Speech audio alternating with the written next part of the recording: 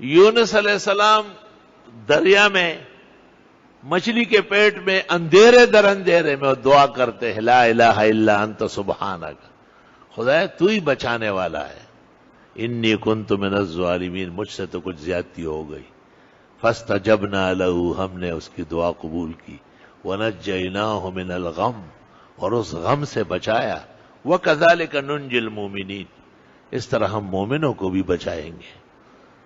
مفسرین کہتے ہیں حضرت کا کلمہ ہے اور قوم نے بھی پناہ مانگی اللہ کے عذاب سے، وہ بھی بچ گئے، الا قوم یونس، اور ان کی تعداد 100 لاکھ تھی۔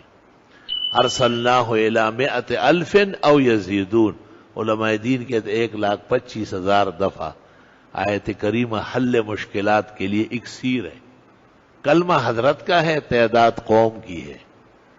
ایک مجرب عمل ہے مشاہد، کہ بڑے بڑے پہاڑ گر جاتے ہیں اور بڑے بڑے سوراخ بند ہو جاتے ہیں، لا علاج بیماریاں چھٹ جاتی ہے، ناممکن کام جو جائز ہو اللہ اسے عطا کر دیتا ہے۔ 100 بار آزمودم ازوئے نبود سودم، من جرب المجرب حلت بہ الندامہ۔ بزرگان دین اور صالحین کے تجربات بھی اکسیر ہے الحمدللہ۔ دیکھو مختلف دعائیں ہیں، کوئی بیمار ہے، کوئی چرے کے نیچے آ رہے، اسماعیل علیہ السلام، ادریس علیہ السلام بھی ایسے پریشان کیے گئے، اور ذوالکفل کے بارے میں مشہور ہے کہ انہوں نے کسی کی ضمانت کی، وہ آدمی نہیں آیا، اور وہ تیار ہو گئے کہ ٹھیک ہے اس کی جگہ مجھے کاٹ دو، قتل کر لو، ذبح کر لو۔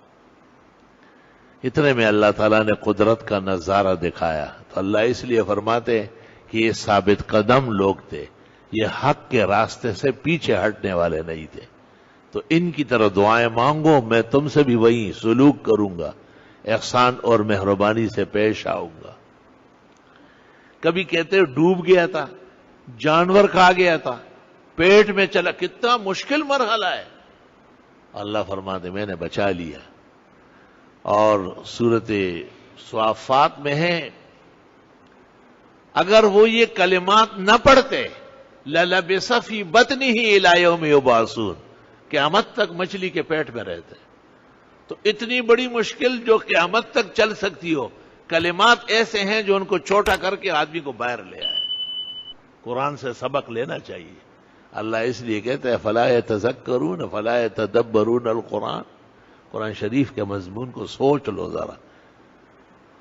فرمایا کہ اگر یہ کلمات حضرت یونس نہ پڑھتے تو پھر قیامت تک دریا اور مچھلی کے پیٹ کی نظر ہوتے۔